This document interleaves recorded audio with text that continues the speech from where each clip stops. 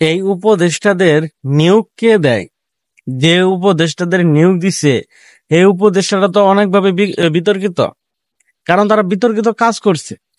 তারা এর আগে এই ফ্যাসিস্ট সাবেক, যদি যেটাই বলি, যে আগের সরকারের সময় তারা তেলমারা পার্টি ছিল, তেলমারা লোক ছিল।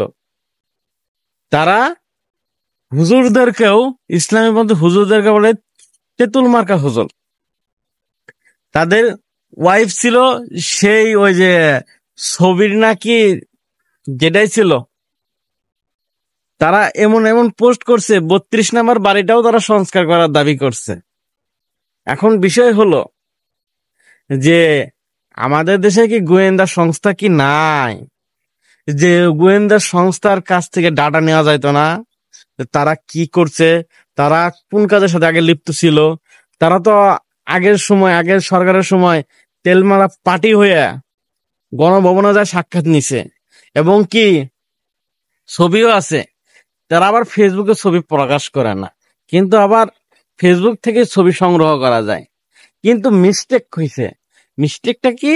তারা আগের সরকারের যে ওই যে গুণধন কীর্তি, মানে মিষ্টি মিষ্টি কথা, এই মিষ্টি মিষ্টি কথার পোস্ট গুলা তারা ডিলিট করে নাই, মানে ডিলিট করার সময়ই পায় নাই। এত তাড়াতাড়ি হয়তো এই কিছুদিনের মধ্যে তেলমারা পার্টি তো নাই। এখন এই সরকারের সময় সে তেল মাইরা উপদেষ্টা হয়ে গেছে গা। এখন বিষয় হলো এই উপদেষ্টাদের নিয়োগ করলো কে? তাদের ভিতরে দুইটা উপদেষ্টা হলো আগের তেল মারা লোক। একটা ছিল দূতাবাসে নাকি, আর একটা হচ্ছে এই যে আমাদের মিস্টার খুব চেনা পরিচিত ক্যাপ মার্কার লোক।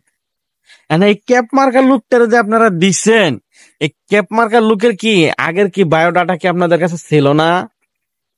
যেই হোক, এখন যে লোকটা এই যে নিয়োগ দিচ্ছে এই উপদেষ্টাদের, এই লোকটার খুব দরকার। এই লোকটা দেখতে খুব মনে চায় যে তারা কি গোয়েন্দা সংস্থাদের কাছে জিজ্ঞাসা করতে পারতো না যে এই লোকটা কি কি কাজ করছে? এই লোকটা খালি কি নাটক অঙ্গনে ছিল? এই লোকটা কিন্তু গণভবনেও যাইতো পুরস্কার নিতে। কোন ছবির পুরস্কার? সেটা কিন্তু খুব নামি দামি পুরস্কার, যেটার বাজেট ছিল 100 কোটির উপরে। সেই ছবির পুরস্কার নিতে গেছিল সে এবং তার ওয়াইফ। মানে এই পুরস্কার না নিলে তারা জাতির কাছে ধন্য হইতো না। একজনে তো ছবি করে সে তার তো প্রকাশেই আহে না। সে যে ওই যে কলকাতায় গেছে মনে হয় না, বাংলাদেশে আছে, তার না কোনো স্টেটাসও পাওয়া যায় না। সে 1 টাকার বিনিময়ে ছবি করছিল। এই হলো তেলমারা পার্টি, তেলমারার লোক। এই তেলমারা লোকদেরকে এখনো চিনতে পারে নাই, এখনো তাদেরকে উপদেষ্টা পদে রেখে দিছে। যে উপদেষ্টার পদের কারণে এখন সবাই সি করতেছে। কারণ কি? কারণ এসব লোক যদি আস্তে আস্তে জায়গা দেওয়া হয়, তাহলে এরাও ওই জায়গাটা নষ্ট করে লাগবে।